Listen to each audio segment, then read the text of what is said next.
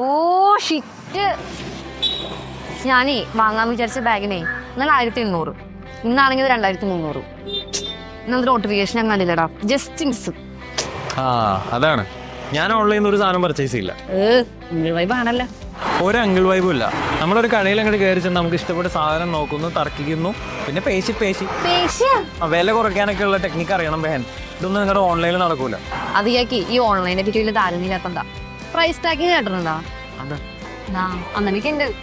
ഈ കീപ്പ ക്യാമൽ എന്ന് പറഞ്ഞിട്ടുള്ള ആപ്പുകളൊക്കെ ഉണ്ട്. ഒരു പ്രൊഡക്റ്റിന്റെ എൻ്റെ പ്രൈസ് ലിസ്റ്റ് നമുക്ക് ട്രാക്ക് ചെയ്യാനായിട്ട് പറ്റും. അങ്ങനെ ഞാൻ 2 മാസമായിട്ട് ഒരു ബാഗ് നോക്കി വെച്ചിട്ടുണ്ടായിരുന്നു.